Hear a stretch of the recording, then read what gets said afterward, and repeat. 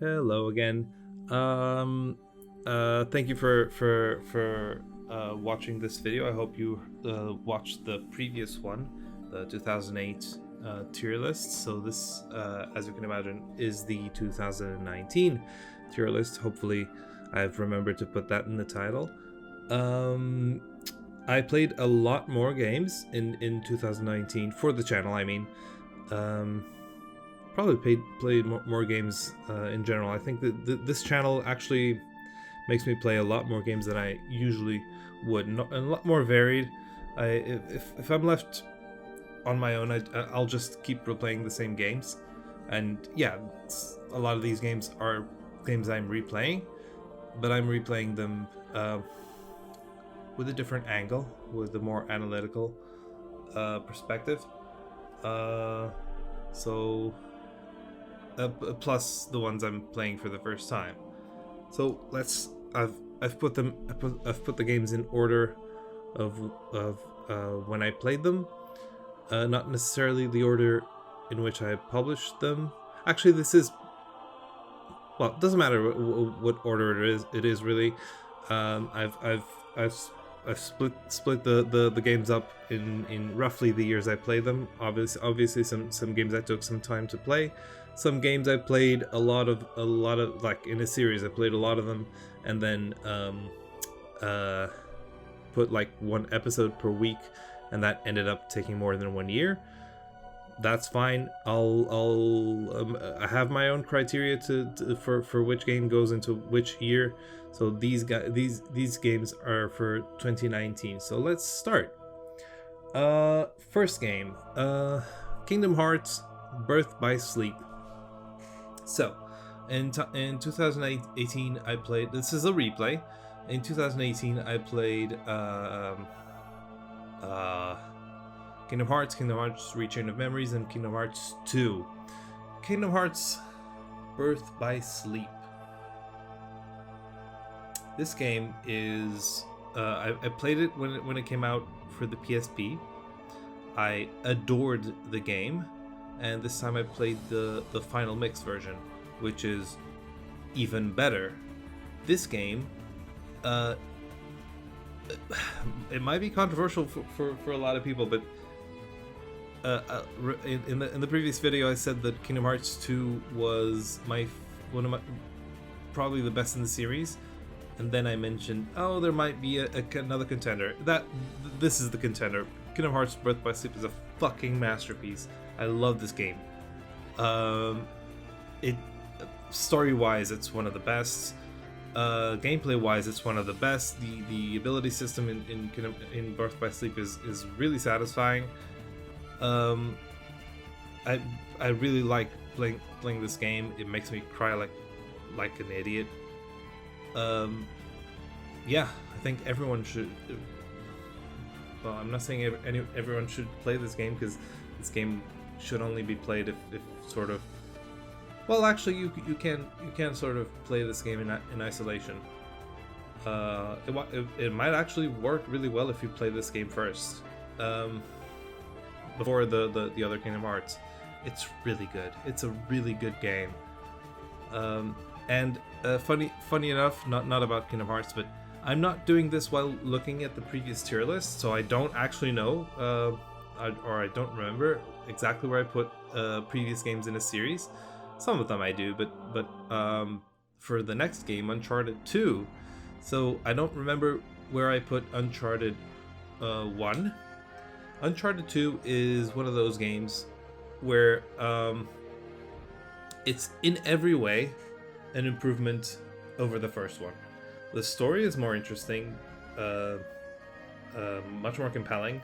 The gameplay is vastly improved. Mostly the traversal part. The shooting is still not my thing, but in Uncharted 2 it's sort of tolerable.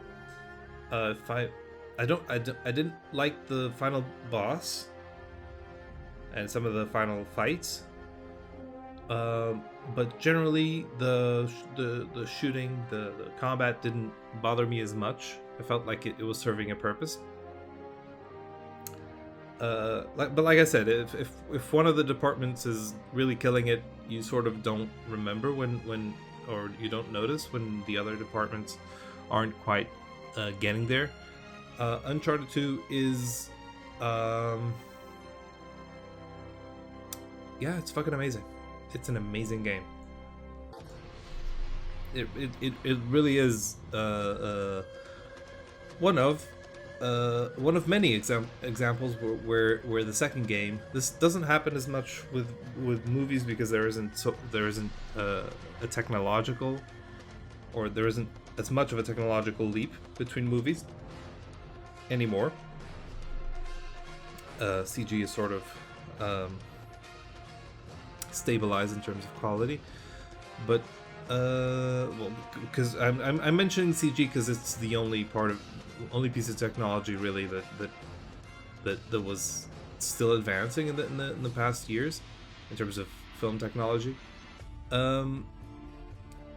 For Uncharted 2, graphically is much better than the first. It looks so much better, and they sort of nailed down what the character was and introduced some more, and the story is really interesting.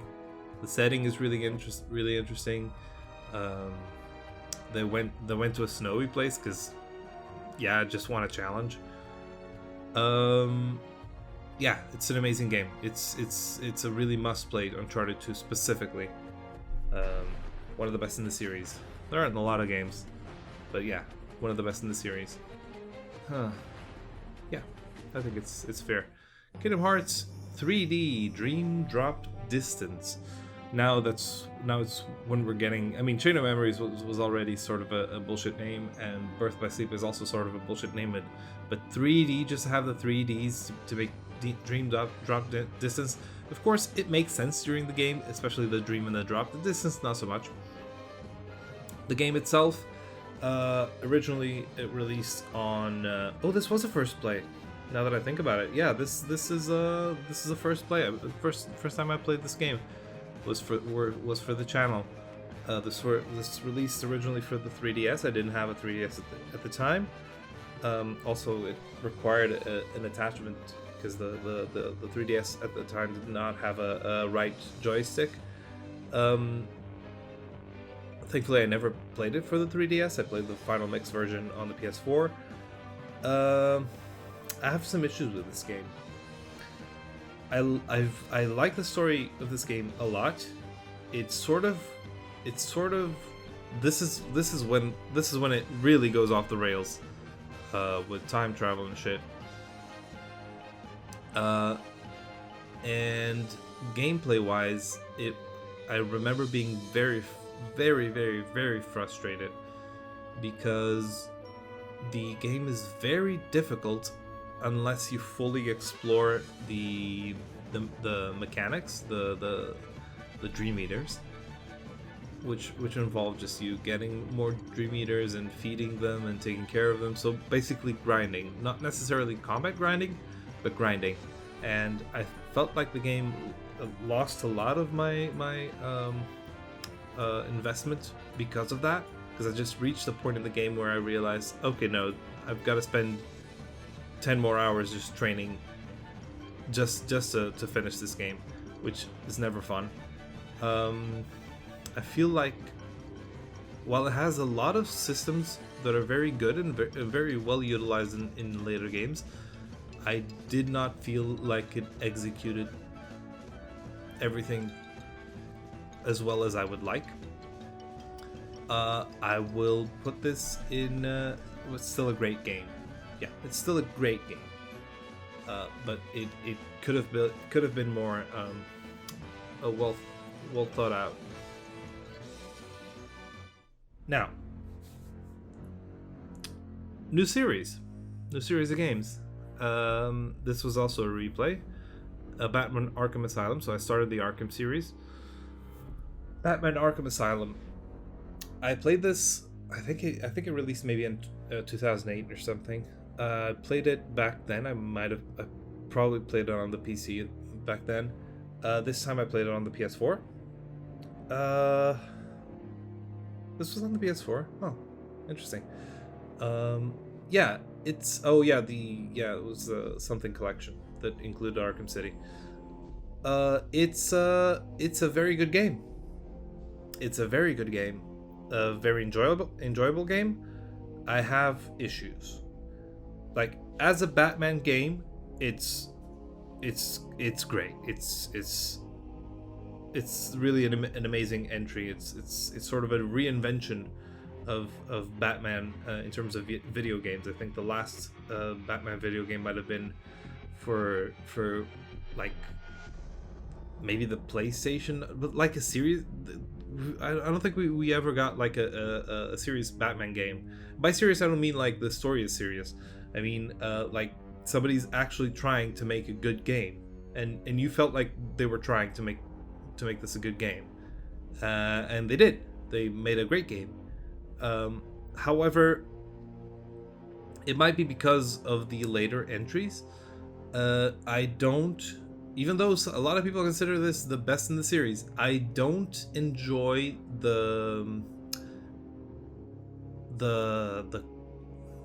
how do I explain this?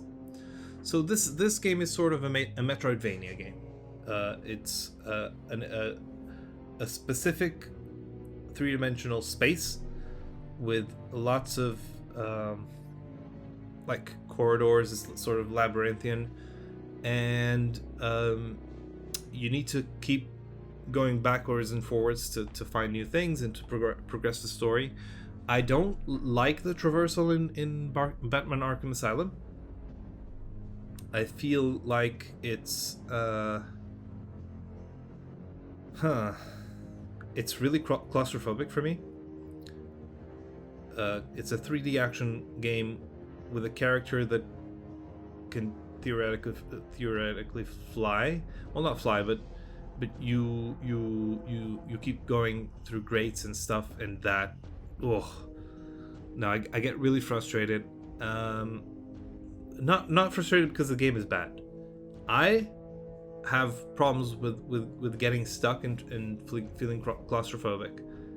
And this game sort of triggers that in me. I like the story. The story is really good. The worst in the series, by far, in terms of story. It's necessary. Well, it's not the worst, but of the main Arkham games, the main trilogy, for me, story-wise, it's the least compelling. They were like finding their footing, and the voice acting is amazing. The story itself, I didn't like. Like it's really hard to explain because I was gonna say that it's too video gamey, and what I mean by that is that you have a final boss, and the final boss is a souped up Joker. It's like a video game ass final boss. You know what I mean? It's like a hulked out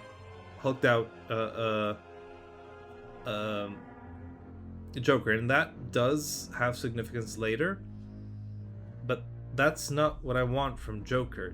Joker shouldn't be a threat because he's big and strong. Joker should be a threat because he's Joker, and he's fucking insane. Well, I like the game. I did like it. It's a great game. But that's all it is for me. Now, and this is the most bullshitty of all the titles, I think. Kingdom Hearts 0.2 Birth by Sleep, a Fragmentary Passage. That's a mouthful. So, story-wise, it's set immediately after Birth by Sleep, and immediately, well, not before. It's actually concurrent with the first Kingdom Hearts in some parts, and it follows Aqua as she's down in the realm of darkness. It was something they were trying. I don't think they ever said this is what they were doing, but it was clearly what they were doing. This came out for the PS4. It wasn't a remaster of anything. It was a PS4 game. It looked fucking amazing.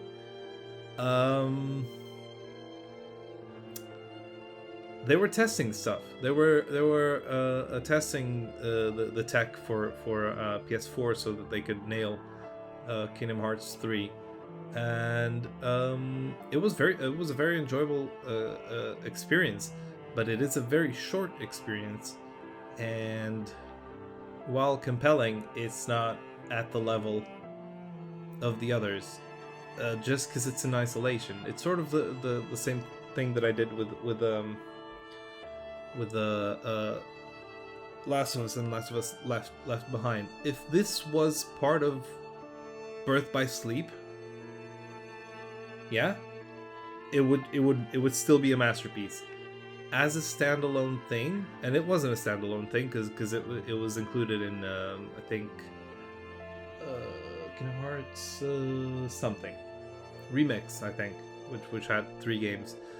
As a standalone thing, I can't really say that it's at the level of the others. It's good. It's good.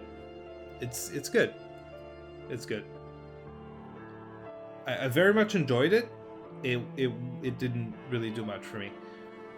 And maybe my reactions will contradict that. But thinking back, I can't really, in good conscience, say that it's at the level of the other Kingdom Hearts games.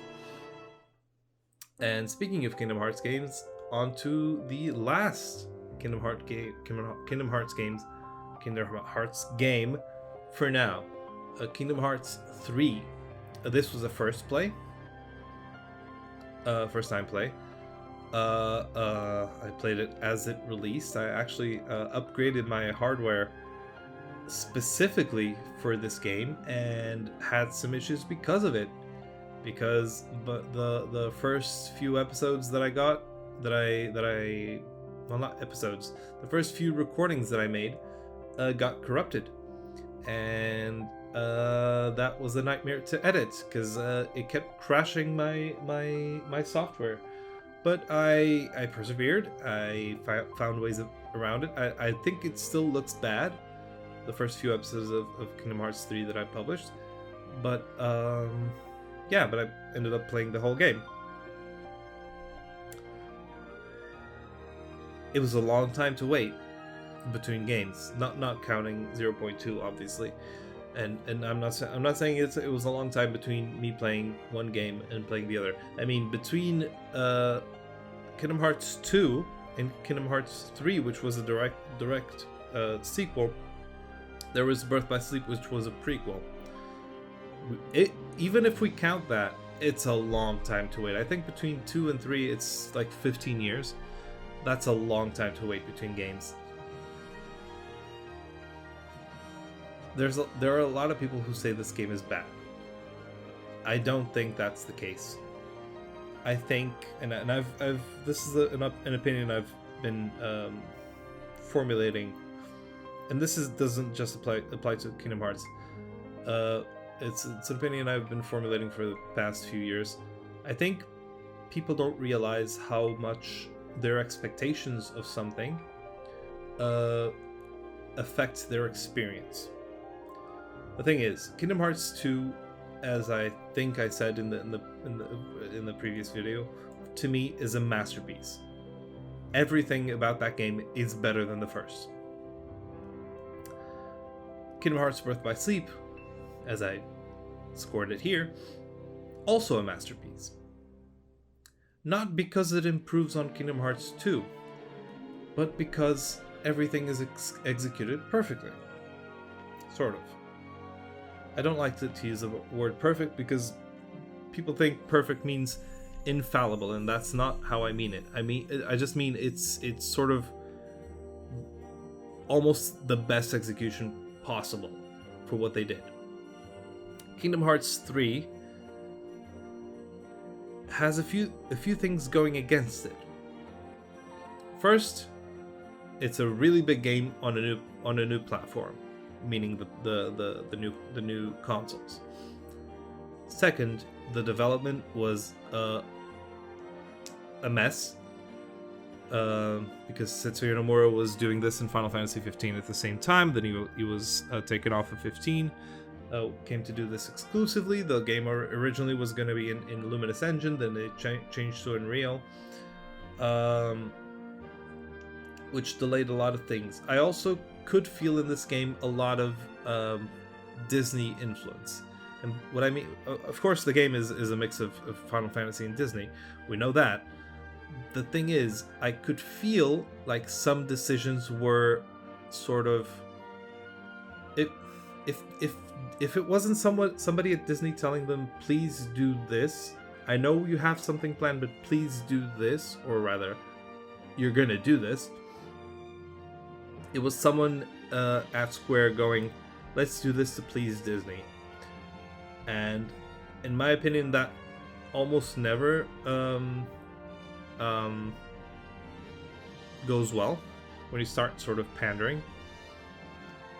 I still very much love this game. I'll say it now.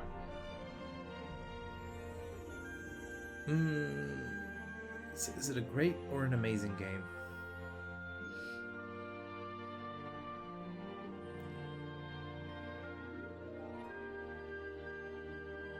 No, it's an amazing game. It has really good moments.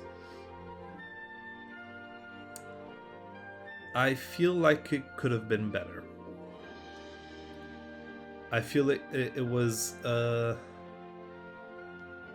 I said, you could feel a lot of hands on it, pulling in different directions, and that's generally not a good thing. Especially when you can tell. It's still an amazing game, and it still should be played. I haven't played Remind, which is the DLC. Don't know if I will play it. I did buy it, but I've heard some things. I need to try it by myself. Not sure if I'll make a video on it. But yeah, Kingdom Hearts 3. Yeah, it's really good. It's an amazing game. Uncharted 3. Uncharted 3, Drake's Deception. So, it's a funny story about this game. I bought and played Uncharted 1 and Uncharted 2 on the PS3. And by the time Uncharted 3 came out, my PS3 had broken. I could not afford to buy a new one.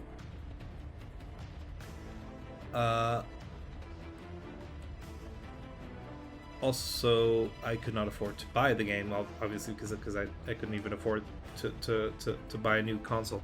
It wasn't repairable.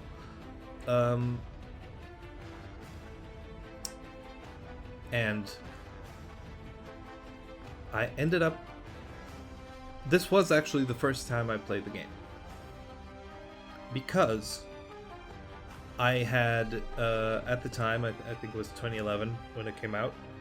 I was working for a games magazine, and I wanted to write something about this game, so I ended up watching the whole thing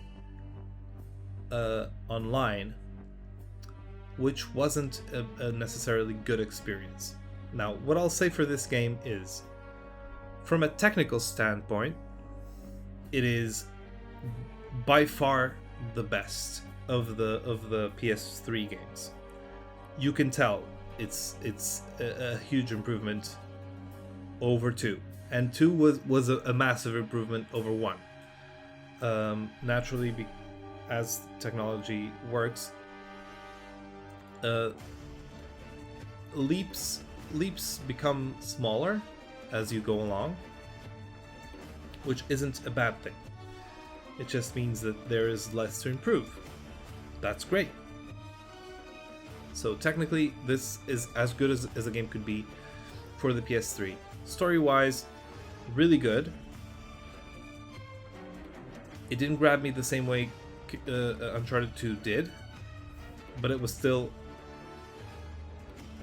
amazing. Yeah, that's what it's still an amazing. Yeah, it's still an amazing game. It's an amazing game. Yeah, that's what it is. It's an amazing game. It did really interesting and really innovative things. I don't put it at the same level as Uncharted 2. What I mean by this is that Uncharted 2 is a game that I like more. But it's just a story thing. It's just because it's mostly because I like the story in 2 better. Uncharted 3 is a better executed game in almost every aspect. I really like that game. I think I had some frustrations when I played it, but I can't remember right now. But never mind that. Uncharted 3 is really good. But yeah, the desert part was really good. Yeah, there were some really good moments in Uncharted 3. Again, the combat just isn't my thing at all. Well, next, Batman Arkham City. So Arkham City. So after Arkham Asylum, Rocksteady made a continuation. Funny, I already know where I'm gonna put this game, but it's not where I originally thought I was going to put it. Batman Arkham City is, in my opinion, in every way an improvement on Batman Arkham Asylum. It expands it geographically. It's sort of open world, not really open world, but it's sort of, you have a city that you can like glide around and explore. The story is so much better, and it still has the sort of claustrophobic aspects of Arkham Asylum, except now they're contained. So it's claustrophobic when you go into a building. So if you get out of the building, it's okay. So it's sort of in small doses, and that worked for me. This is a game that I replayed multiple times, and it's a big game, just because it's so good. It's just so good. It's so good. Jesus. Like I said, the story is a massive improvement. This game, I would make a series about just this game. I think the Arkham series could be its own like streaming series with a proper budget, not like a CW show. But Arkham City, I could entirely skip Arkham Asylum and just start with Arkham City, because all the important information in Arkham Asylum is you can tell in like 5 minutes, but Arkham City is just, oh Jesus, it's a fucking masterpiece. Arkham City is a fucking masterpiece of a game. It really is.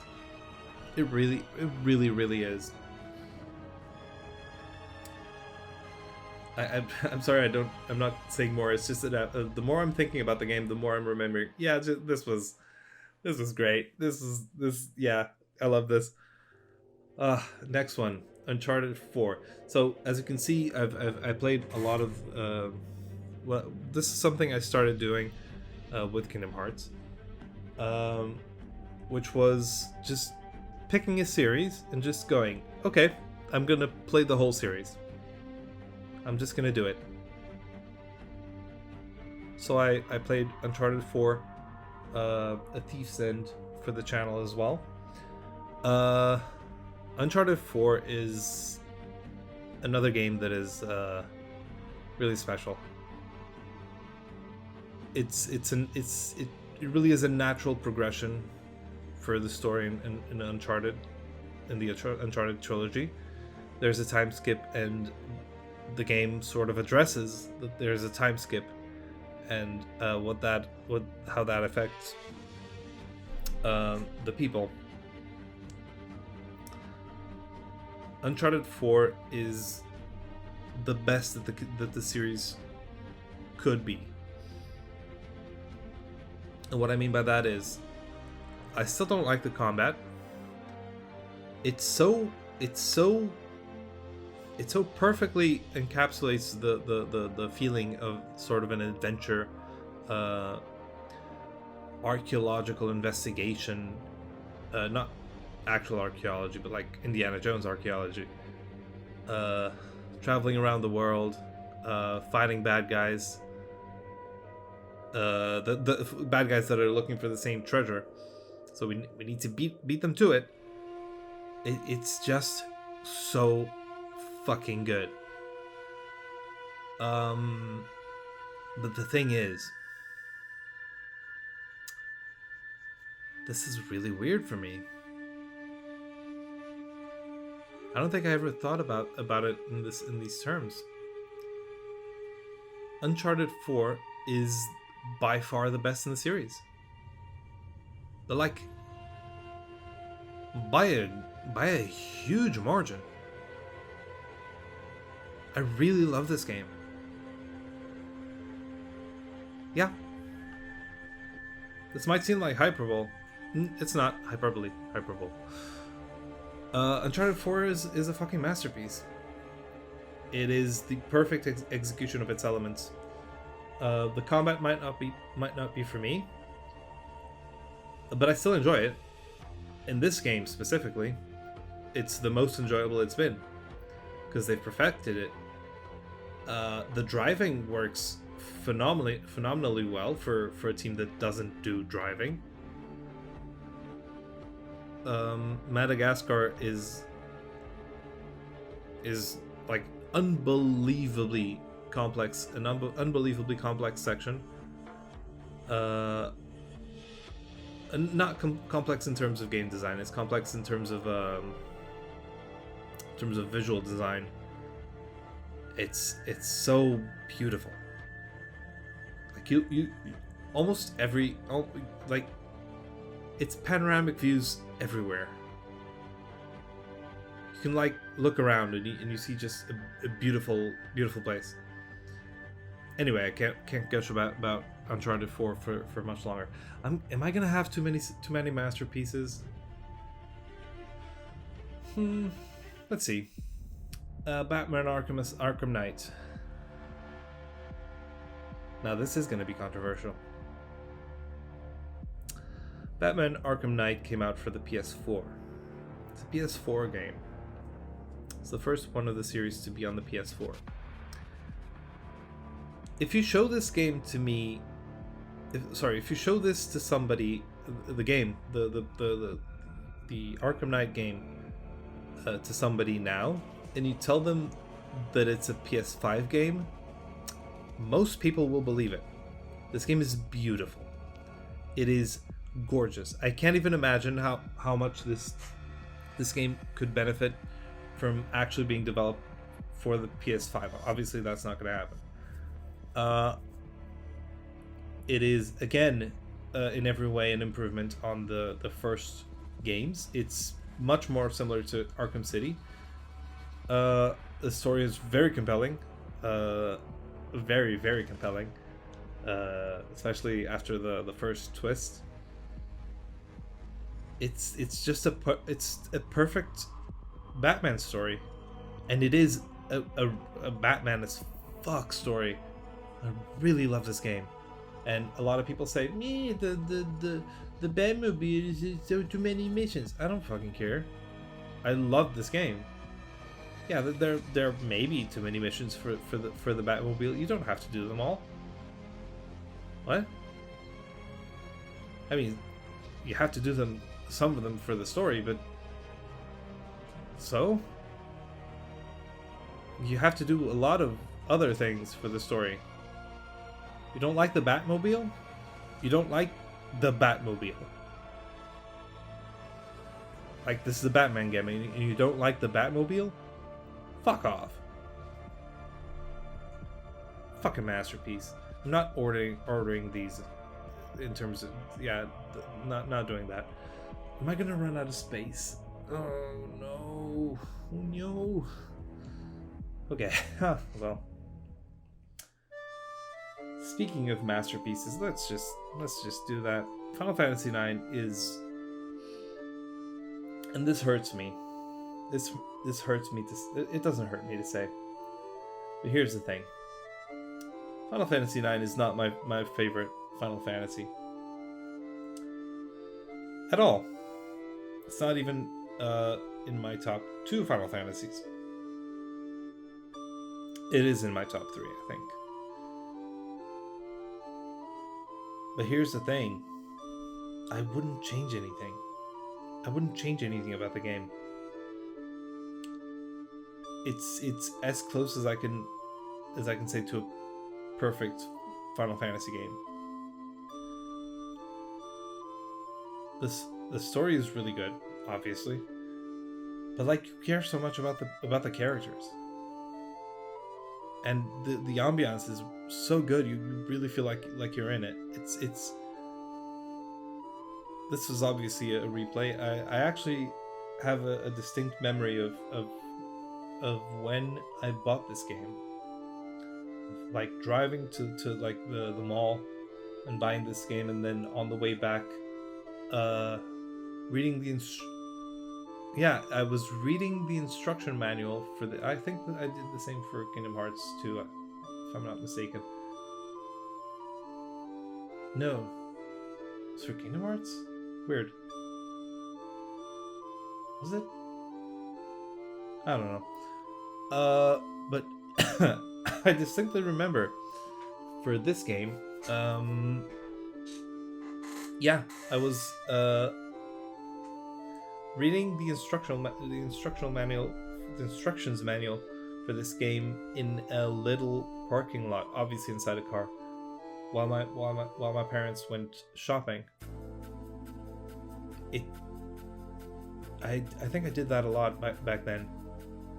It's just a perfect game. I think RPG wise, you can't really get much better than Final Fantasy IX. Not really.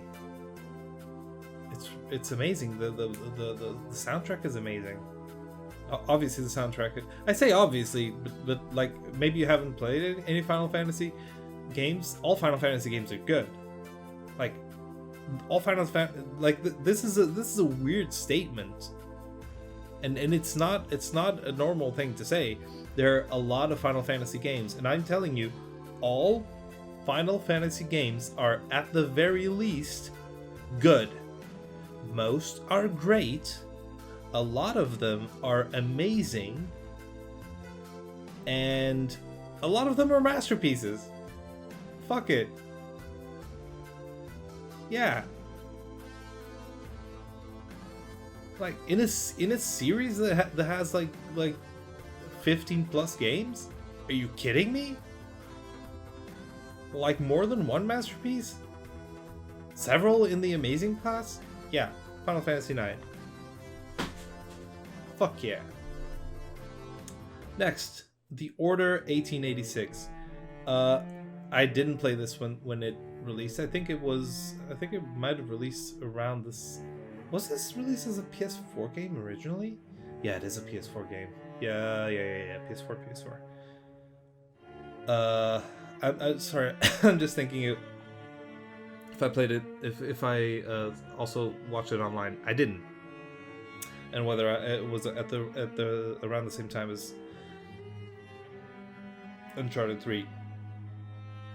It was absolutely not. This is a PS4 game. I remember when it came out, I liked the trailers, and then I kept hearing, yeah, it's a bad game. It doesn't play very well, and I just sort of forgot about it. And then at some point, I think it was discounted, and I bought it and I played it, and fuck, are you kidding me? You think this game is bad? The only real criticism you can make of this game is that it's short, but it's short. Maybe it was expensive at the time, but like, I must have bought it for like under 20 euro, and Jesus Christ, this is a great game. Are you serious? It's beautiful. It's sort of the same with Batman Arkham Knight, which is like, show this to me now, and no, not to me, but show it to somebody now, and tell them it's a PS5 game, and they'll believe it. It looks amazing. It looks fucking amazing, this game, and I really like the story. I'm really sad that the reception wasn't good, because it means that there probably won't be a new one. I really liked the lore of it. I really liked, well, the combat. It's a shooter. I'm usually not gonna enjoy a shooter. uh, but I love this game. I'd say, where am I gonna put it? So I'm say maybe exaggerating a bit the quality. I mean, visual quality. I'm not exaggerating. It is a fucking amazing game visually. Thing is, part of why I like this game was that my expectations were really low. As I said before, having expectations for something skews your opinion, and for this game I wasn't expecting much, and I was very pleasantly surprised. My question is whether it's a great or an amazing game. I'm gonna say it's a great game, and great games are great. This is an 8. Like, what I would say for games that are up here is sort of, yeah, you kind of need to play these games. These are 10s, these are 9s, these are 8s, these are 7s. An 8 is a great game. You shouldn't pass on a great game. Are you serious? It's a great game. Play it, motherfucker. Next. What Remains of Edith Finch. This is one of the most innovative games I've ever played. It has probably one of the games with the most varied visual styles and mechanics, and it's really short. It's basically almost all story, and the gameplay that exists only for the purpose of serving the story, and it's remarkable. It's so sad. It's such a sad game, such a sad story, but it's executed so well. I don't really have a lot to say because it's a short game, and almost everything I could say would spoil it. It's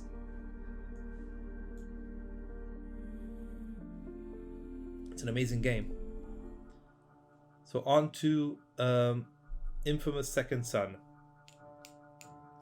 I think I might have tried the demo of Infamous, and maybe a demo of Infamous 2 or something, because I remember playing something of Infamous,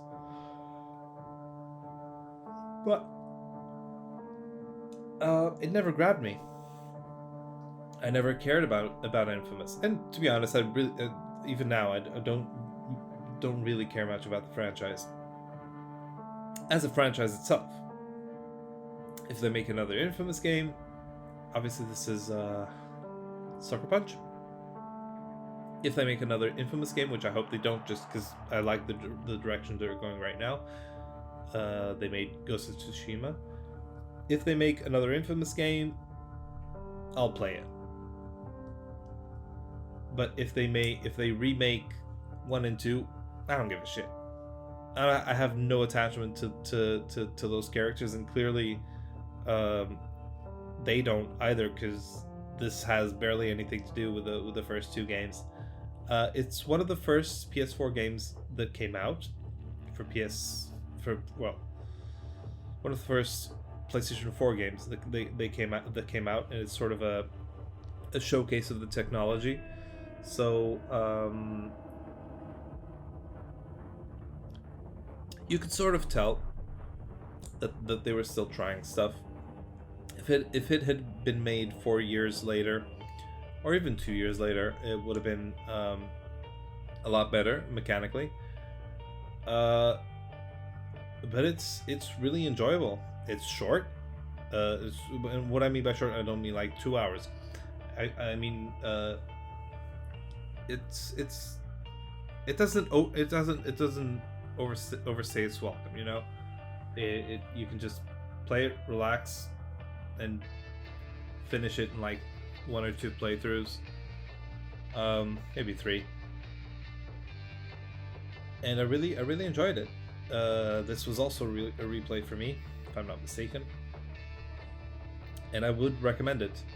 That said, it's a great game. It's great. It's great. Yeah. It's great. Next one.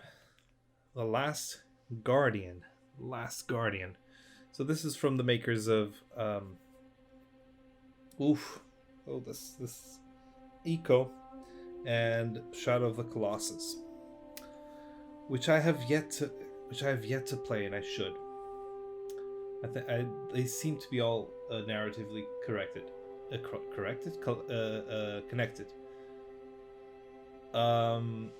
But like in subtle ways. The Last Guardian is a beautiful game.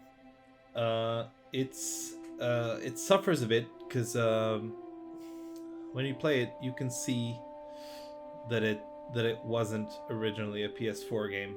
You can clearly see that it's a PS3 game that was sort of upscaled, not really upscaled, but sort of upgraded to PS4, but not really from a mechanical standpoint. But what I mean by this is almost everything in The Last Guardian could have been done on the PS3, just at a lower resolution. And some of the things, to be honest, some of the assets do feel like they're still at PS3 resolution. There's a lot of not aliasing. You know what I mean, like sort of pixelization and sort of the Trico's feathers sort of look weird. Like I said, none of it seems uniquely for the PS4. That said, I love Trico. The story is amazing, and I'm gonna actually say this is a great game. It's a great game. It's beautiful. I'm not gonna put it at amazing because of the technical problems. It should have. It took a long time to come out, and sometimes what you need to do with games that take a long time to come out is just put them out and move on. And I don't know if this company has been doing anything since, but you can't be in development of a game for 15 years. I'm sorry, or more, or less, like 10 years. No, it's too much. Just put it out. If it's not good, that's fine. Move on. Yeah. It's still a good game and a good investment, and people should play it. But it loses a lot from being in development hell. Next one, Heavy Rain. Oof. Well, this one's gonna be rough because I have issues. I have serious issues. I don't like David Cage. I don't like David Cage. Well, I don't know him personally, obviously, but all I've heard from him suggests that I wouldn't like him as a person, that I wouldn't like him as a manager. But I played this game before I knew all that. This was not enjoyable. I did not like Heavy Rain. I felt that the story was bad, and I've criticized a lot of people for just saying the story is bad. So let me see if I can explain this to you. It's not that the plot was bad. I could sort of follow the idea behind the plot. It's a thriller, but I just couldn't care about it. I couldn't care about any of the characters. I made a comment, or rather, well, I did make the comment, but a thought came to my head when I played Detroit later, which is that David Cage has been writing robots pretending to be humans since Heavy Rain, and people convinced themselves that Detroit was a masterpiece because they actually were robots pretending to be humans. David Cage, in my opinion, is not a good writer, is not a good game designer. Yeah,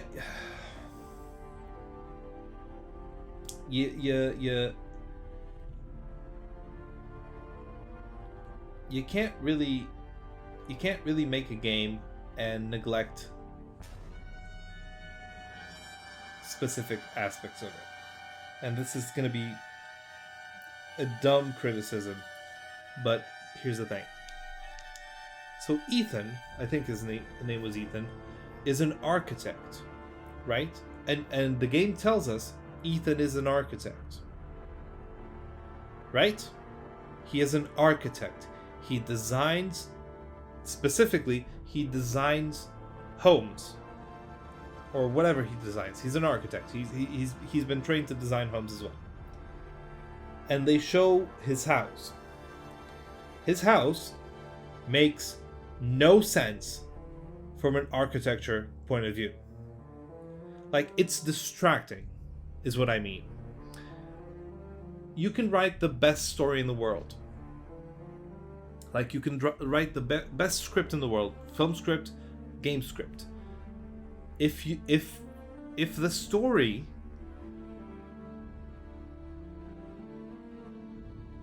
or rather, if other elements, it's a visual medium. This is important. TV, games, they are visual mediums. They are games are interactive as well, but they are mostly visual mediums. If I'm getting distracted by the design, not like, ooh, this is great, ooh, that's an amazing detail, but rather, oh, this guy's an architect, he has a mansion, his TV is his TV, like the TV, his living room TV is smaller than my monitor, and I have a pretty big monitor, and that's a TV. It's a living room TV, and it's smaller than my monitor. How? Maybe he doesn't watch TV. Why have one in the living room and be small? Like, were they asleep? Like, I can't. It's difficult because I don't think the game establishes, or even if it does, well, I don't think the game establishes properly when it is set. But even if it did, things don't make sense. The design of his home is too modern for the living room to have such a small television. And then all the cars, look, it's an ugly game. The story might have been decent in a series, maybe. I don't care about any of the characters, like any of them, even the kids. I don't care about the kids. That's bad. That's bad. If you write a game where there's a father and his kids are kidnapped, and you don't care about the kids, I mean, that's the whole point of having kids kidnapped. It is making people care. In games, in narrative, not in real life. I'm not saying go kidnap kids. I'm saying if you write a story about kidnapping kids and the audience does not care about the kids, you have failed. And that's my problem with this game. From a story perspective, it fails completely. I feel nothing for anyone. The voice acting, I'm sorry, this is not a jab at any specific country, but I'm sorry. Stop. This seems disrespectful. It's not meant as disrespectful. If you're going to set your story in America, pick a place, right? Pick a place, and then tell your actors you're from here. Act like you're from here. if you only have French Canadian actors all pretending to be American, but you don't tell them where in America they're from, I'm not sure that's what happened. That's what it felt like. I don't know if all the actors were French Canadian. They sounded French Canadian. They sounded like people whose first language was French, who learned English later, who were trying to do an English accent that wasn't their own English accent, but weren't sure which English accent they were supposed to do. So everyone has a completely different accent. No, like I said, completely different accent, which is like imagine a French person trying to mimic a Southern accent. He may make some of the sounds, he may pronounce some of the words correctly, but you know he's French, right? So every time people talk, you go, nah, this is something's not right here. Something's not right here. No, this isn't working. Something's not right here. Dude, I do not like this. I do not like David Cage, and I did not like Heavy Rain. I'm not going to bother scoring it. People seem to like it. It gameplay-wise, it's not interesting. You don't do anything in the game. You just walk around, and it's hard to describe. You just walk around in third person with no control of the camera. If I can remember correctly, it's a PS3 game. It plays like a PS1 game. It plays like a PS1 Resident Evil. Are you fucking kidding me? It's a waste of time, in my opinion, to play Heavy Rain. Play Heavy Rain if you want to like get your own perspective on David Cage games, on Quantic Dream games. Look, I can't believe they're fucking developing the next Star Wars game here. Are you kidding me? These guys? Anyway. Fuck Heavy Rain, I hate it. I really don't like this game. Until Dawn. So here's the thing with Until Dawn. I like horror. I don't like this kind of horror. This is B-movie horror, which I don't like, unless it's funny. Like if it's a B-movie, like if it's sort of supposed to be bad, but this, and I again, I'm not, I don't want to put words in anyone's mouth, but here's my problem with and let me just say, it's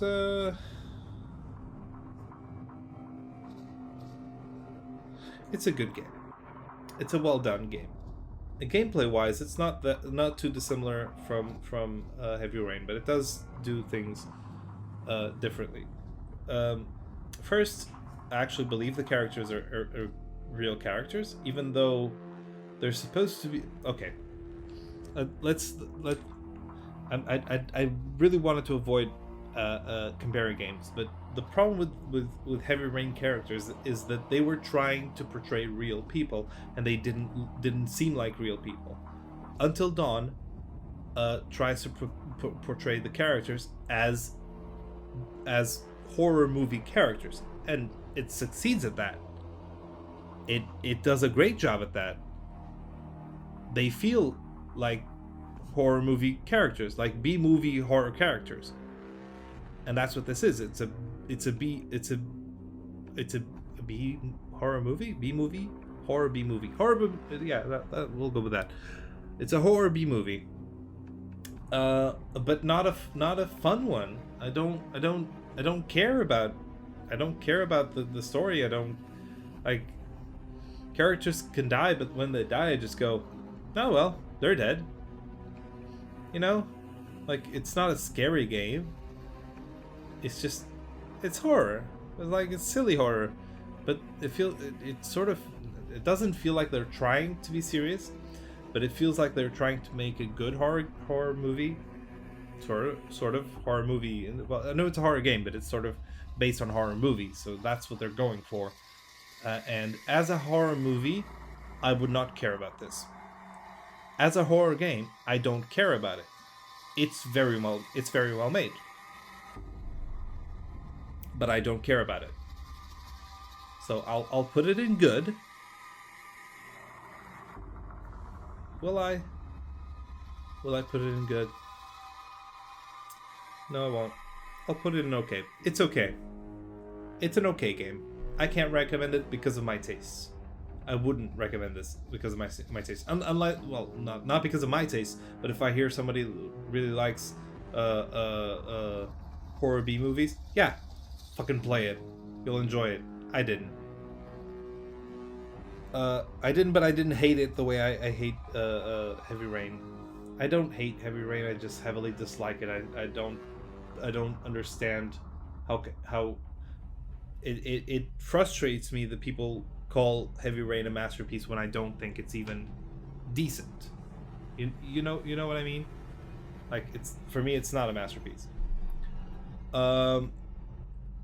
Next one, and that's a perfect segue. This is fucking horror. So Hellblade, Hellblade: Senua's Sacrifice. It's made by the makers of Heavenly Sword, which, Jesus, yeah, I don't even know how I can play that game now. But Heavenly Blade, I don't know. They also made DMC Devil May Cry, not the Devil May Cry that we're gonna talk about next. DMC Devil May Cry, which has its own set of problems. Hellblade: Senua's Sacrifice. This is a fucking amazing horror game. It's not necessarily intended as horror. It is actually psychological horror. So your main character has psychosis. So you don't know what's real and what's not. But since you're inside her head,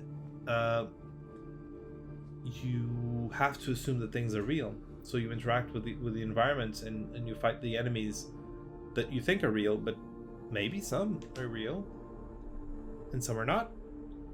But what can you do about it, right? It's in terms of sound design, is one of the best games I've ever played. The gameplay complements the story perfectly, and the story is very good.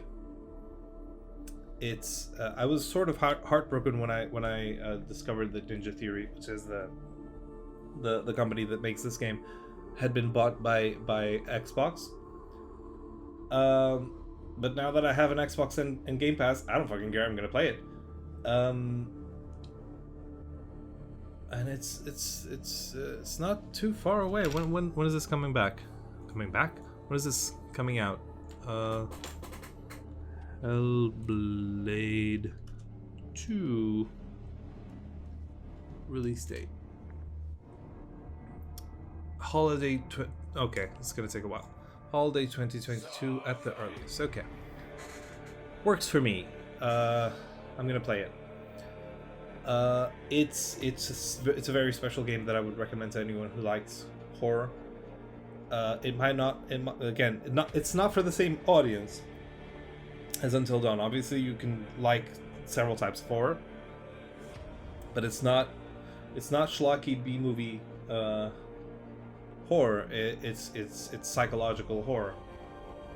It's an amazing game, and people should play it. Devil May Cry. This was me approximating the way they say it in the game. Devil May Cry. That's an interesting series. Another series I started on the channel. I have the feeling I played Devil May Cry, part of it, but only the beginning of it, or didn't go too far when I was younger. I think I played it for the PC, which doesn't really make sense in my head. It's not my type of game, I'll be honest. It's very much inspired in... So history lesson. Devil May Cry, just like the Onimusha series, was originally a new Resident Evil, but then they felt that it was going in a different direction, in a two different directions, so they made it its own series. So it is, in its essence, a horror game, but in terms of gameplay, it's much more action based. It's what we call now a character action game. The first one, I'll be honest with you, for me, is almost unplayable. I didn't like playing it, but it is, like I said, and I think a lot of people will have this problem if they haven't played the old ones. You don't have camera control. It's sort of a static 3D space, and you move within that 3D space, and you fight enemies. It's not fun. It's not fun for me. I don't like it. I do not like. Sorry. Again, after talking about Heavy Rain, it's not for me. But it's good. It's no, sorry. No, I can't say that. No, Devil May Cry is an okay game. The first Devil May Cry is an okay game. Like, play it if you have to. Just watch it. Watch what happened online. Don't really bother, to be honest. Yeah. Practically no story. I don't care about the story that is there, because there are basically no characters. And I don't mean that there are few characters. What I mean is the characters that are there aren't characters. They're just ideas. They're just, oh, this guy is the badass guy. Oh, how is he badass? No, he's just badass. Yeah, but what does he say that's badass? Oh no, he talks like a badass. Yeah, but what's his personality like? Badass. So, badass. There's nothing there. Dante is barely a character in this game. I mean, he's barely a character in the other games, but I suppose that's the charm for some people, but I feel like there was a certain period in time where you could just get away with that. Just go, no, my character is not a character. My character is a stereotype. My character is an archetype, and that's all it is. It's just an archetype. He's a badass. There is no character there. Anyway, skipping ahead. Limbo. I played Limbo a long time ago. I remember showing Limbo to my parents. I think my mother really liked it. Its aesthetic. Not sure if she actually played the game. Limbo is a really good game. I'll say that. Limbo is a great game. It's really simple. It's really small. Not as small as one would think, actually, when you start playing it. It seems like it's going to be shorter than it is. And it's not very long, but sort of you sort of go, oh, okay, I wasn't expecting this twist. This adds some time. It's very much worth it. People should play Limbo. Not really a lot to say. It's a 2D platformer game, very minimalist. It's, I think, Playdead developed it. I'm not sure where they're from. It's a Nordic country. Can't remember exactly. I think Sweden. It really is a worthwhile play. People should play. I'm not sure if Playdead's doing anything new now, but I very much enjoyed Limbo. Next, Final Fantasy 15. Complicated. So here's the problem with Final Fantasy 15. Much like Kingdom Hearts 3, and they were initially directed by the same person. Well, Final Fantasy 15 was originally going to be Final Fantasy Versus 13. So after Final Fantasy 12, Square-Enix decided, oh, let's sort of do a thing. We're gonna do a thing. We're gonna do Fabula Nova Crystallis, and that is the new story of the crystal. So it was going to be a new mythology, not completely new, but sort of it was going to be its own thing. And the games that were planned for that were Final Fantasy 13, which came out in 2000. I'm gonna say 9. I'm gonna say that Final Fantasy 13 came out in 2009. I don't actually know. Let me check. Final Fantasy. I'm doing this. Sorry, I'm doing this with one hand and through a lot of obstacles. Nope, I wrote 12. Came out 2006. No, that's still 12. 13. It is 2009. Jesus, I have a good memory. So, as I said, Final Fantasy 13 came out 2009. And then there was going to be Versus 13, which is sort of Versus in the sense of this is a very common concept in Japan. It's sort of like the shadow. Like you have 13, which is it's a classical Final Fantasy, and then you'd have Versus 13, which would show part of the same universe. I think originally it was going to be at a different time, possibly a prequel, and it would sort of be a darker tale. And the trailers were amazing, and the game didn't exist. And that's the main problem. The game did not exist. And it continued not existing for several years. And we later discovered that what was happening was Tetsuya Nomura was constantly changing direction. And every time he changed direction, they need to start over. So that's why the game took so long to come out. It did come out eventually, but the only reason it came out was, I can't remember his name, and that's really shitty of me. They got another person to they told Nomura, look, if you're not gonna, you're supposed to be directing this and Kingdom Hearts 3, and neither of them are going anywhere. So what we're gonna do is you're gonna go work for Kingdom Hearts 3, and Hajime Tabata. I think that's the name, Hajime Tabata.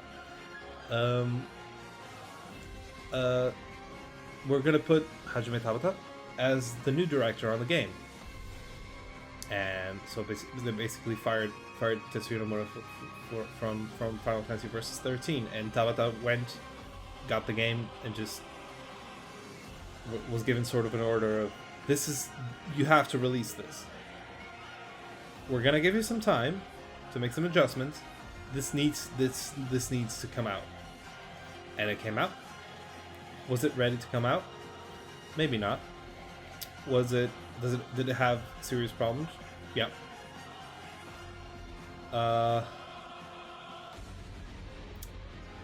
would you score it?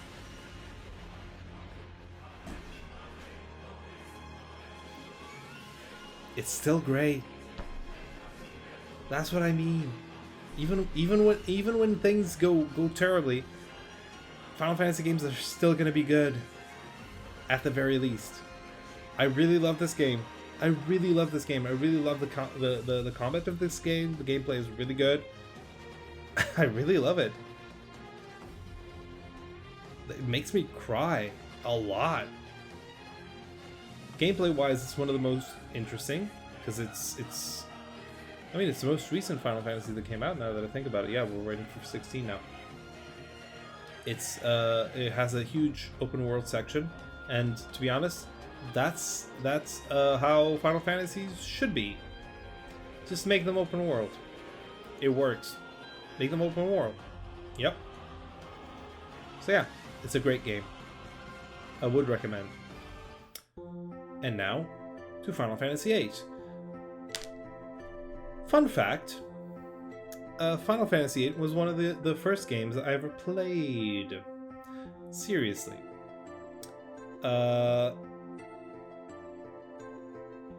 There's a very sad, well, not, it's sad in retrospect, not really sad for me at the time.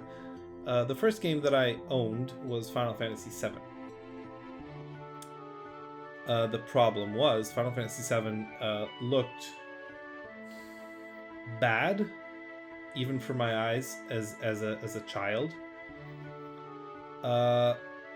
and I couldn't understand any of it because I couldn't understand the materia system. I didn't. Okay, important aspect. I did not speak English when I first got Final Fantasy VII. Right? Not speaking English and playing a Final Fantasy game is tricky. I traded Final Fantasy VII for some other game. I can't remember what it was. But later got Final Fantasy VIII. I loved Final Fantasy VIII. The reason I got Final Fantasy VIII was that Final Fantasy VII originally came with an extra disc, which was a demo. It was a video, a trailer for Final Fantasy VIII. I loved that trailer, so I got Final Fantasy VIII. I love Final Fantasy VIII. Final Fantasy VIII is one of my favorite Final Fantasy games ever. I like 8 more than I like 9, but I can tell you that 9 is a much better game. Final Fantasy VIII should be remade, mechanically and graphically, obviously, because story-wise, it's amazing. And the only thing holding it back is a bad reputation, because mechanically it's very complicated. It's not well, it's not. Yeah, it is complicated. I was gonna make the distinction between complex and complicated. No, but it is complicated. It's obtuse. Once you get it, and once you get it, nobody can stop you. Like you're a fucking powerhouse in this game once you understand how it works. But it takes a while. What happened to me at the time, I still didn't speak English, but my father discovered online that there were walkthroughs for the game in my native language, and he printed them out, brought them home, and by reading the walkthroughs, I got a gist of what was happening. And by getting a gist of what was happening, I sort of started understanding what characters were saying contextually. So Final Fantasy VIII is sort of responsible in part for me learning English. Also, it's sort of the game for me. For a long time, it was the game. I was completely obsessed with it. I finished the game, I think, not even a handful of times. I would say that I finished the game probably 3 or 4 times at the most. Yeah, I think three is probably the most. The least. Yeah, 4 the most probably. But it holds a special place in my heart. It's not at the same level as Final Fantasy IX. I'm sorry, but it's still amazing, and I would still recommend it. Okay, we're running out of space here. Not sure what happens if I put another one in a category where it already is.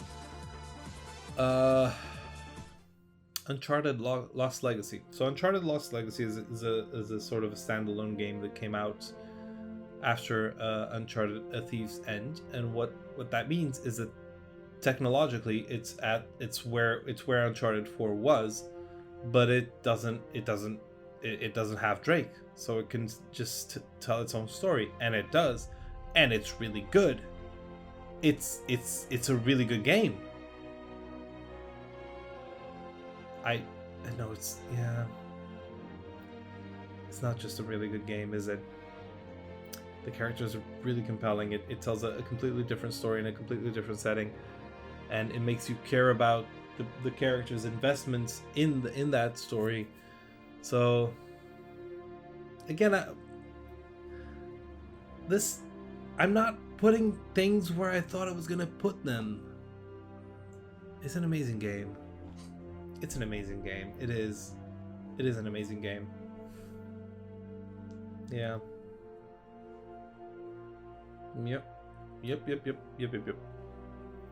Yeah, that's where it needs to be. It's an amazing game.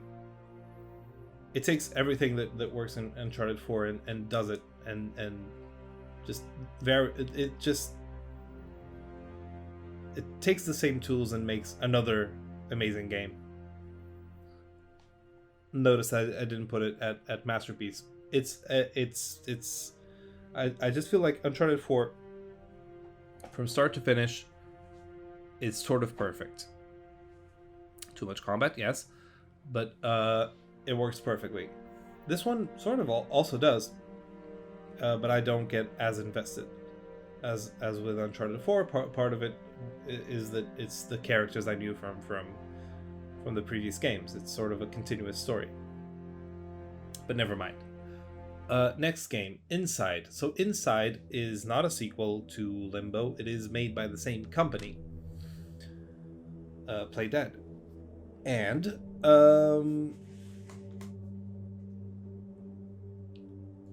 it's very similar. It's still a 2D game. It looks 3D, but it's sort of that 2.5D aesthetic, where the environments are 3D, but you're moving only in two directions within it. But the thing is, I don't think there's any text in the game, any conversation and any dialogue. It's so sad. It tells a story in a different way, and it's so sad and so good. And it's a must play. And I don't see how this team can improve on this. And by improve is what I mean is make another game that's on the level of this one. It's sort of perfect for what it is. And it is sad. In a weird way, it's sad. It's really hard to explain. I feel like Inside is a masterpiece. I don't see how they could make the game better. Really. Whew. Middle-earth: Shadow of Mordor. Mordor. The land of Mordor. Yeah. Middle-earth: Shadow of Mordor. So this is WB Games and Monolith. I think it's Monolith. I think so. This is basically open world Assassin's Creed, but in the Lord of the Rings franchise. I really liked this game when it came out. I think it came out in a time where I was unemployed, so I got to play it a lot. Playing it later, when I had more options to play other games, sort of put things into perspective.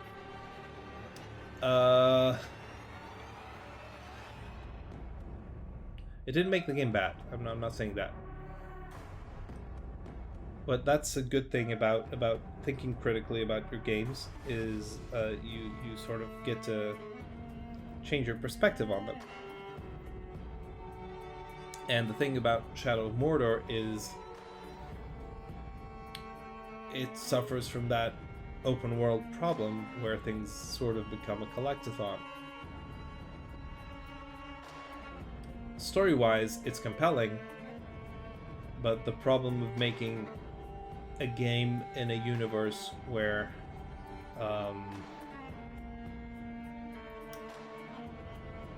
you know the characters, or rather you know the plot, you know what's happening, it's sort of, you go, okay, but this isn't going to matter because I've never heard of this guy, so this isn't going anywhere. And that's what I feel about this game. They did not have a plan to integrate, not necessarily integrate it, but like explain how this tied in to the universe. And yes, Celebrimbor, yes, Celebrimbor. I know how Celebrimbor fits into the story, but like how our actions in the game will affect the story, I don't feel there's an effect.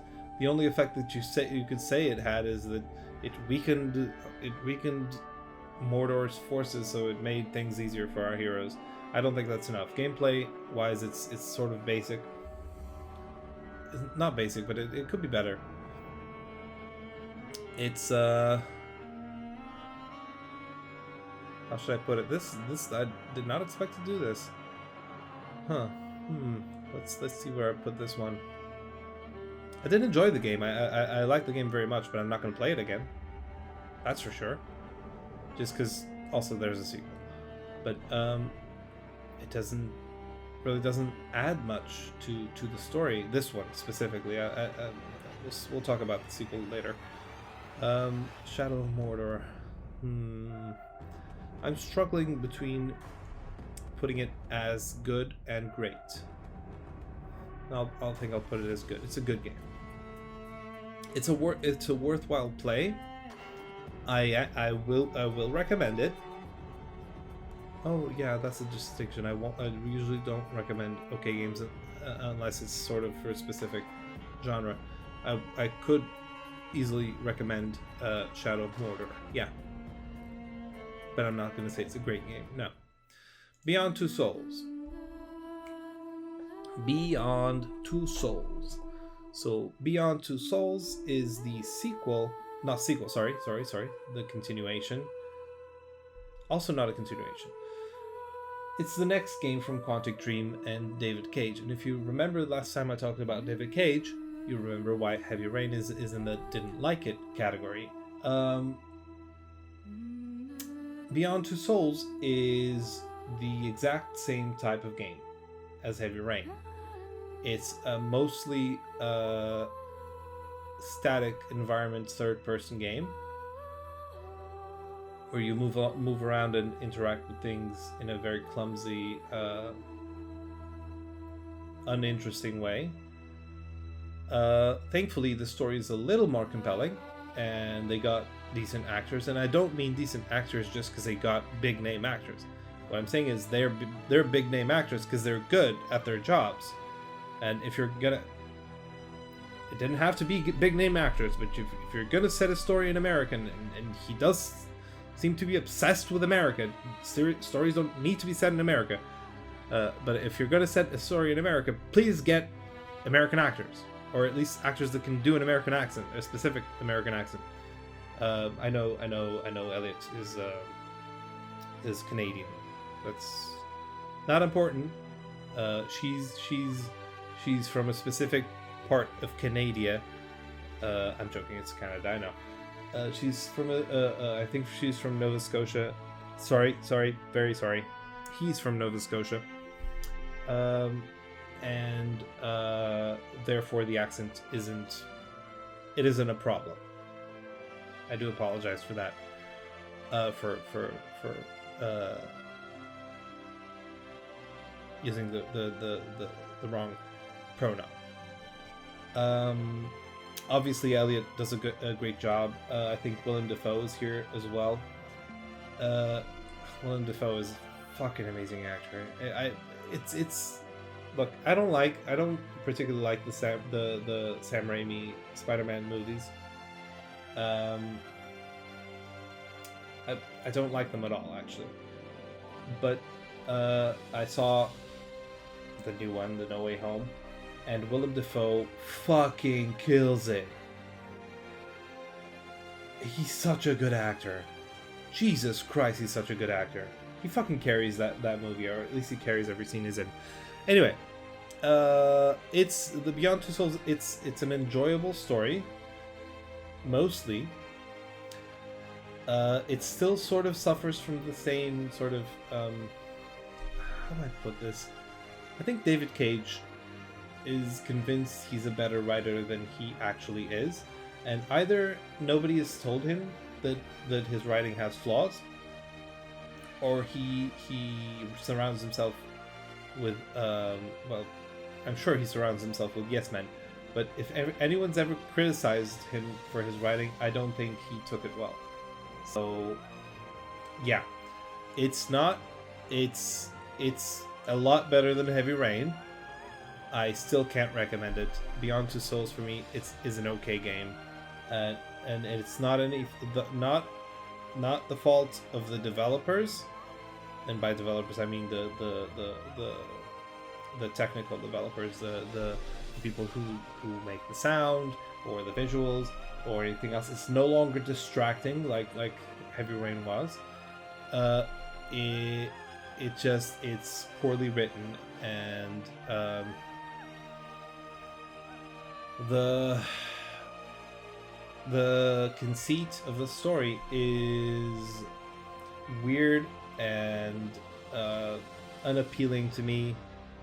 It's sort of new agey, bullshitty, and I don't mean new agey in the sense that the boomers mean. I sense it's sort of, it's literally spiritual, but like, okay, it's sort of, it's set in the real world, but it sort of wants us to believe that it's really hard to explain. It's not set up as a spiritual universe, the universe of the game, but spiritual things happen in it, and there's a lot of shit around it, and I sort of don't get why all the shit is there when the story isn't about that stuff. A lot of stuff happens in this game, and a lot of it isn't really important to the actual plot. Anyway, it's okay.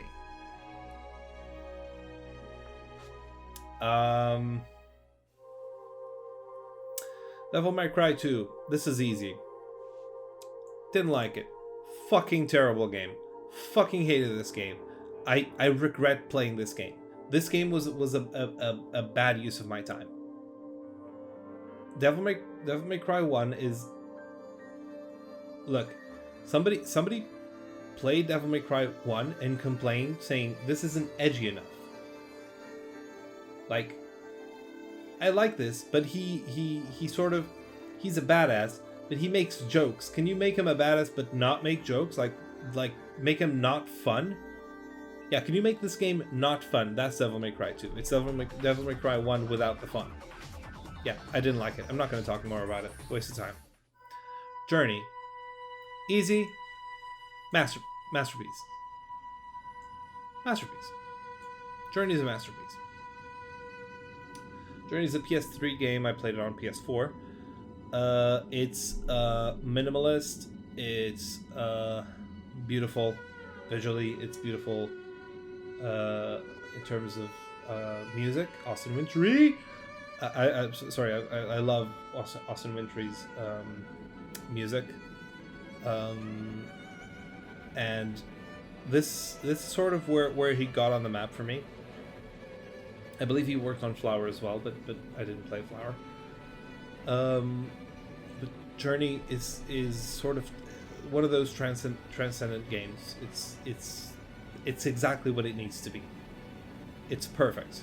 It's a perfect game, and it's very hard to say that for a lot of games. No, Journey is sort of a perfect game. I wouldn't change anything about it. Works perfectly. It's sad without a single word. You understand everything that's happening. Nobody speaks at any time. It's a masterpiece. Talking about Austin Wintory, Abzu. Guess who scores this one? Austin Wintory. Abzu is not made by that game company, which is the developer of Journey. It's made by Giant Squid, I think. Appropriate, because it's an underwater game. You're sort of a creature that's exploring the sea, and nothing is told to you. Again, in terms of it's very similar to Journey in almost every aspect, except it's underwater. First, it's beautiful. It really captures what it is to be. Well, not to be. It sort of feels like a nature documentary. The music is amazing. It again feels like a nature documentary, and you get glimpses of what in the game. You get glimpses of what's happening, what's happened, lost civilizations. You get the sense that this might be in the far future, that maybe humanity has destroyed the planet to the point of their own extinction, and now only the seas exist, and you're trying to restore them. It's beautiful. It's really short, really enjoyable. I really loved it. It's an amazing game. Oh boy, can't do this too many times. Oh boy. I might have to do it. Oh fuck, I'm gonna fuck myself over because I'm not gonna. Yeah. So here's what I'm gonna do. Yes. Because I know I'm gonna run out of space. Tomb Raider. That's the 2013 remake. Not remake. Yeah, remake. It's a reboot. It's made by, if I'm not mistaken, Eidos Montreal, or just Eidos. Was it Eidos? Who? No, Crystal Dynamics. It was Crystal Dynamics, which is a Square-Enix company, as is Eidos Montreal. But Crystal Dynamics. I at the time had a friend, and I like to joke that because she was a massive fan of Tomb Raider before this game, and then Uncharted, and then Tomb Raider sort of stopped, or sort of people stopped playing them. They stopped being talked about, and then Uncharted came out, and a lot of Tomb Raider fans said, "Oh, this is basically Tomb Raider," ignoring completely that it really wasn't. It was more based on Indiana Jones than it was on Tomb Raider. Not that I'm saying that Uncharted can't be based on Tomb Raider because she's a girl. I'm not saying that.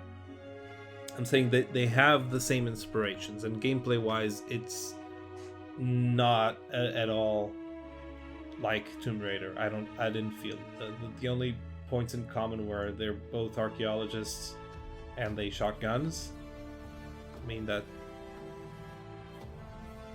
Give me an example of a show or a film about archaeology where they don't fire guns. I don't think there are any. So yeah. But the new Tomb Raider, this one I can say that is very much inspired by Uncharted.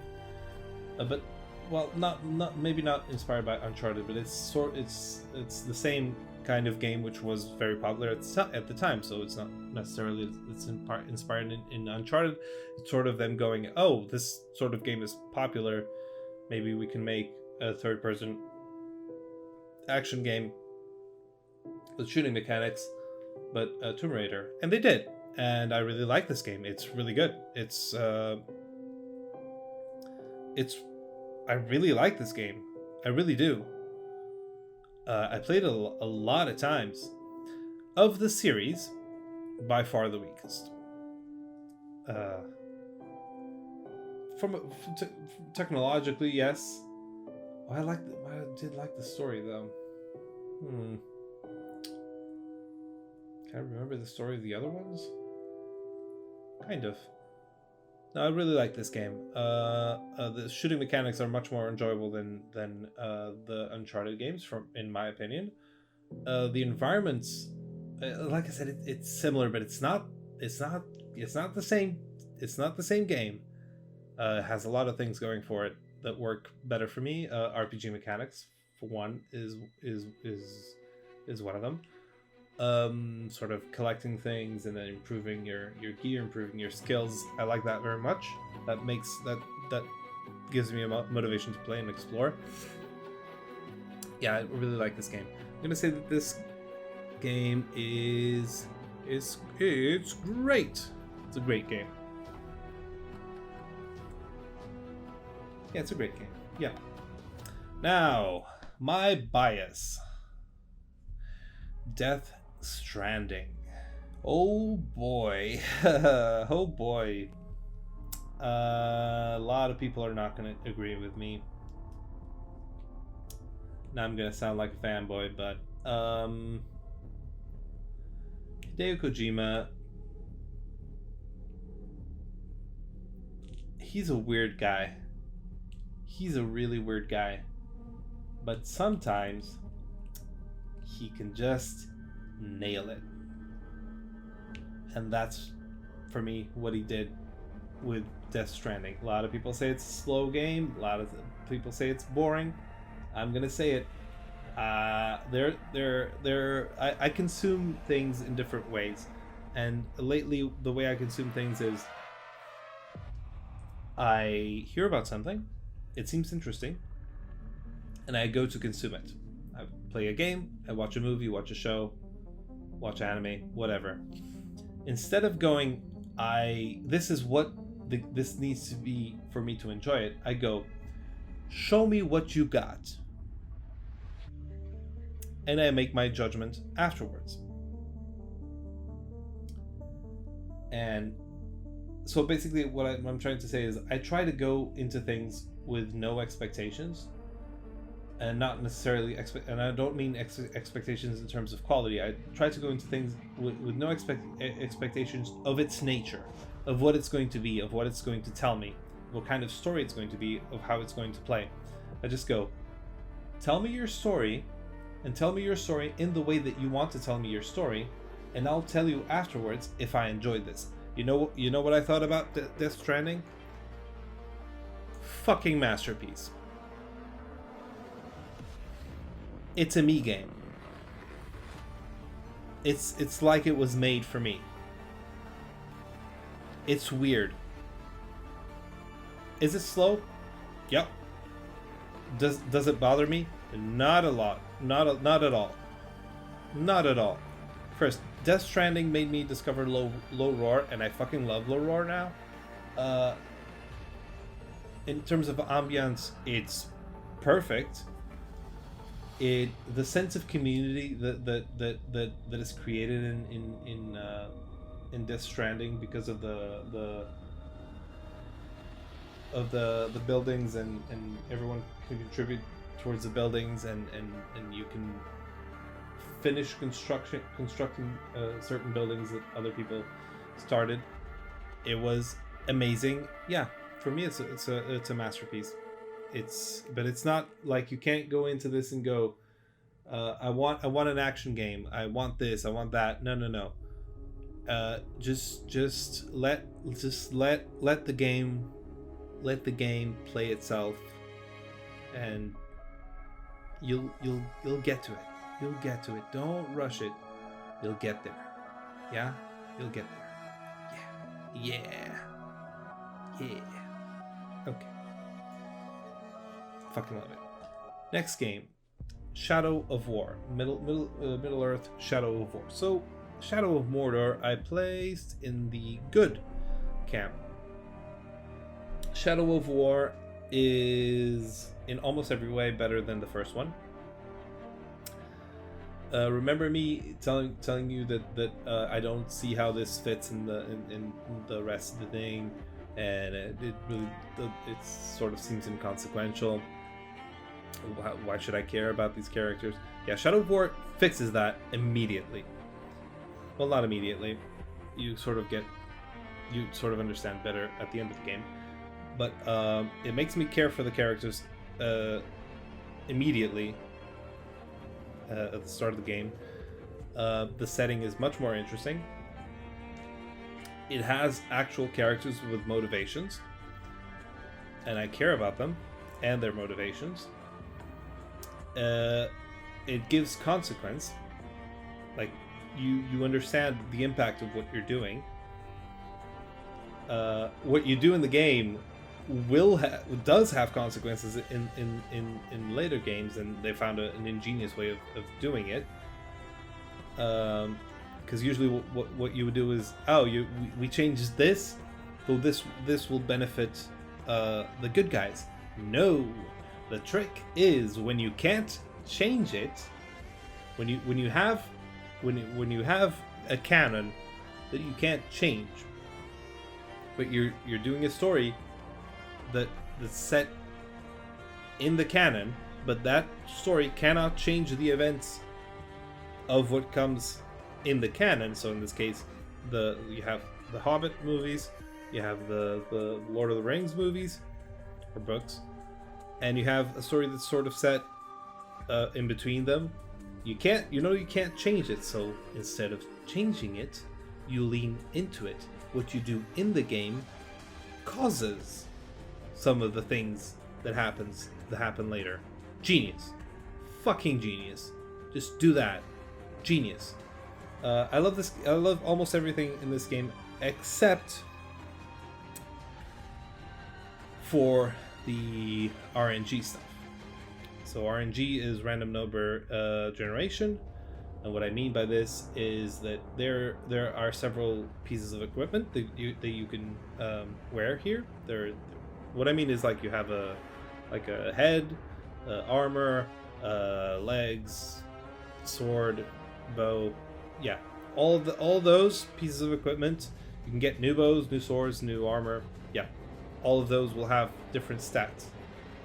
Problem is, a lot of that is randomized, actually. So you don't know which stats you're gonna get, and at some point it's sort of an arms race. You're constantly getting new armor and stuff to improve, and yeah, it gets annoying. Also, there was an aspect of the game when I first played it, because I played it a long time ago, and then I replayed it for the channel. But when I played it a long time ago, the game didn't end. It's sort of, or rather, at the end of the game, there's a section where you basically have to conquer all the regions, if I'm not mistaken, 10 times. Several regions, 10 times. That's not conquering 10 regions. That's conquering all regions 10 times before the final, like, the end of the game. They changed that to 3 regions. It's still a lot.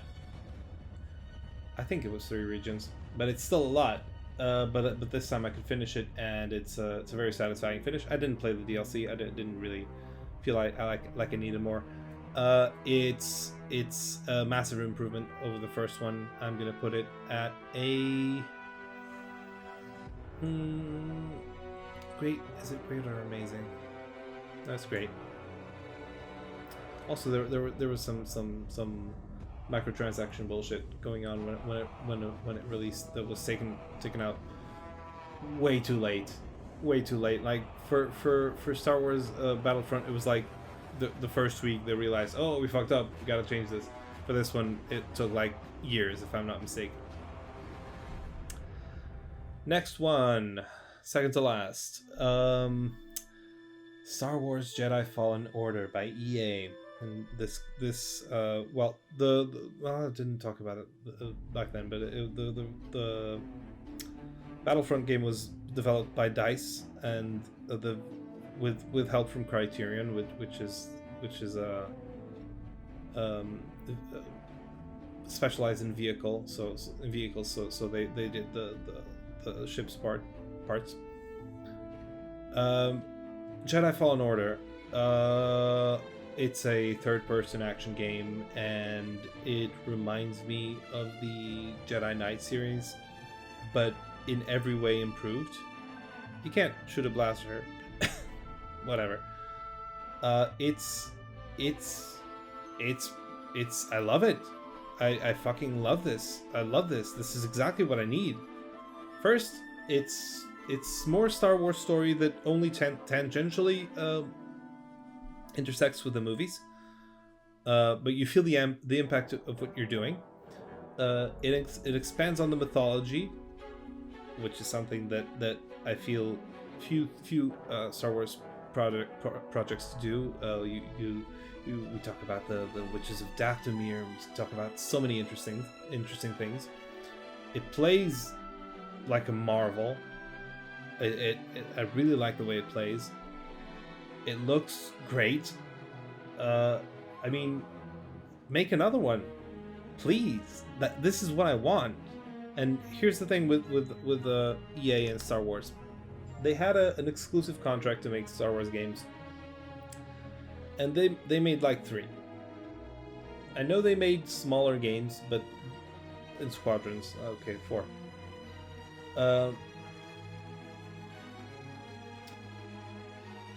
Like they had 10 years to develop Star Wars, and they made 4 games. One of the games, Battlefront 2, because of its release, ruined the brand. Like the idea of EA and Star Wars became poison. So what happened with Respawn are the makers of Titanfall. And I haven't played it, but I've heard that the campaign in Titanfall 2 was really good.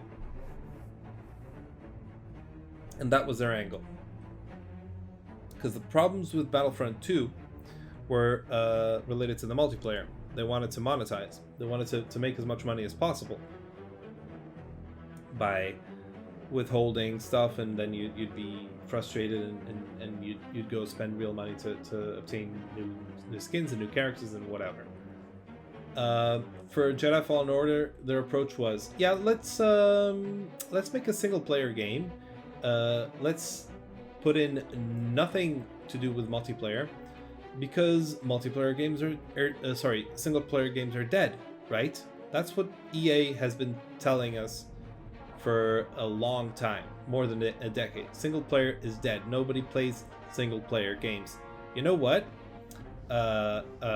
If you actually make an effort, and if you don't actually try to sabotage single player games, because that is sort of what happened with Battlefront 2. It's a decent campaign that was sabotaged because the multiplayer sort of ruined it for everyone.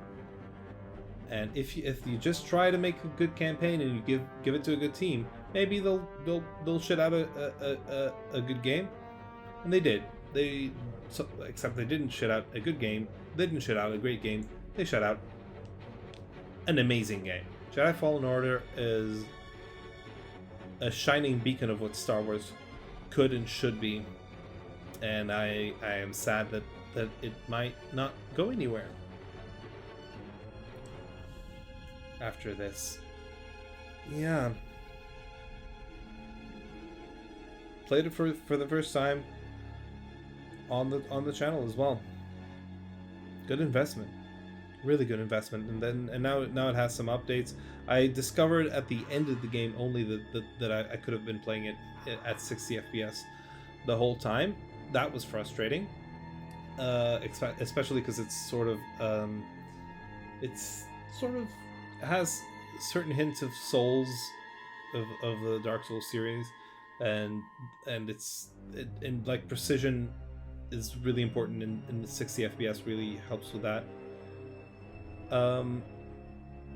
Amazing game. I hope there's a new one. I don't even need it to be a continuation of this. I just want the same team to make a new game in sort of the same style.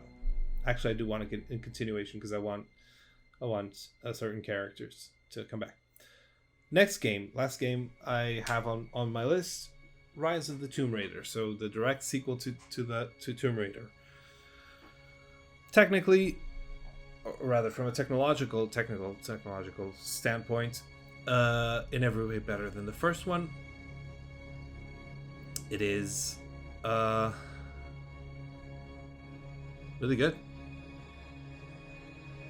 I'm sad to say that I don't quite remember the story, but that's just... Look, I played the first one several times, also an unemployed game. The first time I played it, sorry. The second one, I think this was my second time playing it. I really enjoyed it, though. It plays like the first one, except it works better. Almost everything works better. I'm losing my voice slightly. I've been talking for 2 hours. it's really special. There's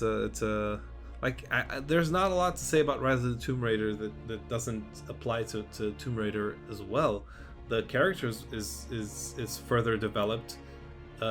It's very interesting gameplay wise. Again, like Uncharted 2, let's put in snow just because we need a challenge, and it worked. And it's a really good game. It's better than the first one, but where shall I put it?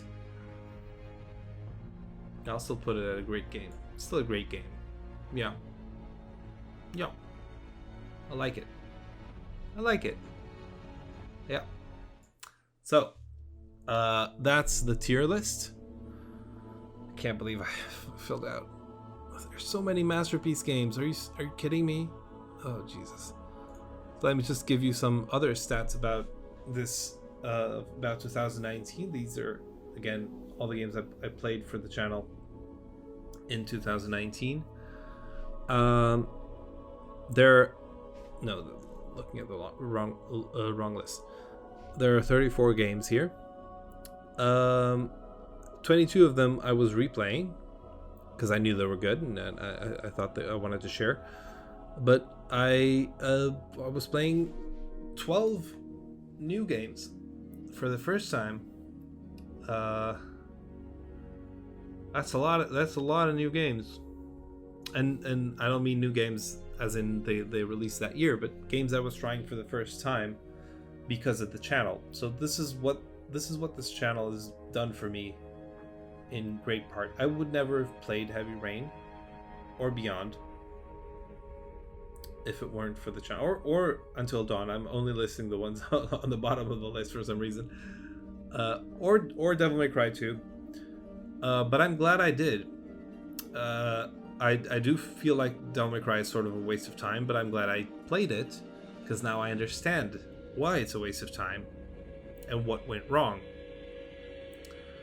I learned a lot from playing these games.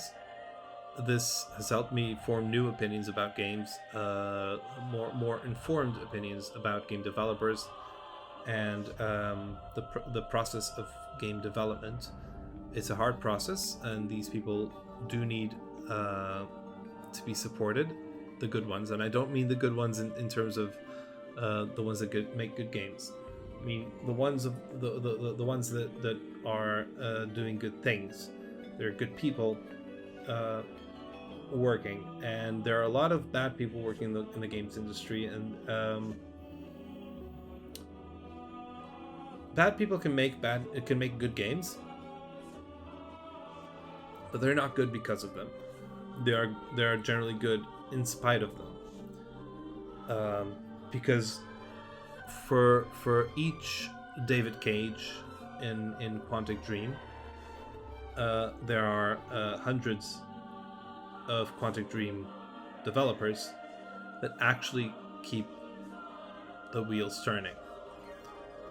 So Heavy Rain isn't just bad, it's not as bad as it could be because there's a dedicated team behind it.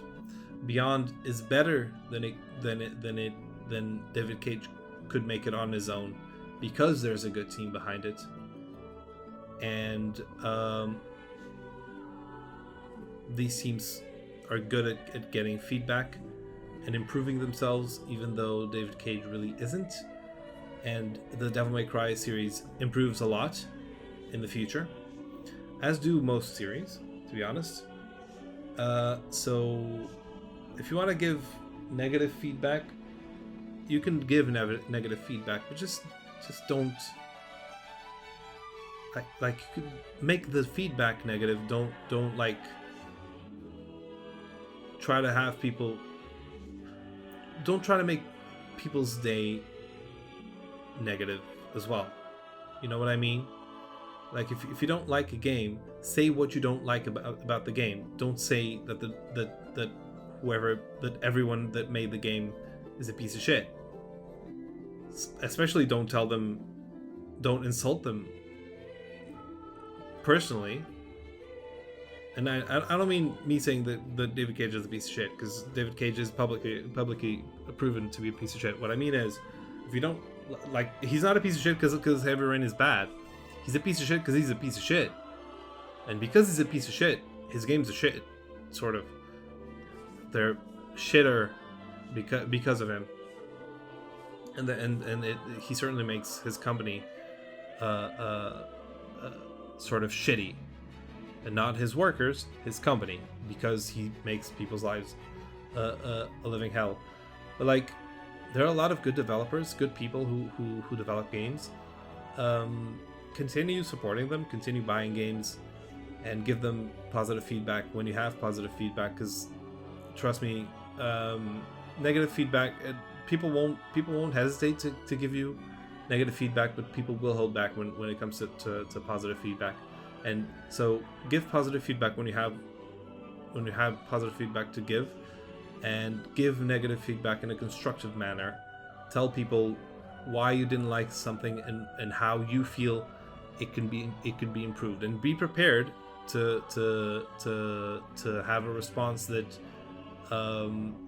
that they feel you are wrong, that maybe you're not who the game is for. And if the game is not for you, don't play the game. It's fine. People don't make games, aren't made for specific people. You find your own niche. You don't make people make things that cater to you. You decide which things you like, and that's your new niche. You know what I mean? Like, developers don't have an obligation to please you. They're making their own product, and you can consume it or you can not consume it. If you don't like it at all, don't consume it. Don't ask them to change everything. Like, if you hate something, that's probably because it's not for you. Like, my frustration with Heavy Rain is not that it's across the board bad, is that it could be good, but it isn't. Like, I can see where it's failing. And it's not so much like, I like thrillers when they're well executed. And the problem with Heavy Rain is bad execution. But I'm not gonna go into David Cage's Twitter and start harassing him. Just ignore him. I just wish he wasn't working on a new Star Wars game. That's mainly my point. I've been talking for 2 hours, and the main point you should take away from this is David Cage shouldn't be developing a Star Wars game, especially knowing what we know about him. Just please fire him first, and then have the company work on a Star Wars game. Maybe. I don't want it to be this kind of game. I don't want it to be another Beyond and another Heavy Rain. It's Star Wars. Please let me do shit. There are 2 Star Wars games here. No, only one. The other one was in the previous video. I want more Star Wars. Give me more Star Wars, please. But like good Star Wars. Yeah. Yeah, this was a productive use of my time. This was fun. I hope you liked it. If you did, please tell me you liked it. And as I said in the previous video, likes lead to more people watching my videos, which leads to more likes, which leads to more subscriptions. Lets me grow my channel. Maybe I'll make something out of this. For now, I'm just doing this for fun. I hope you enjoyed yourself. Have a great day. Bye.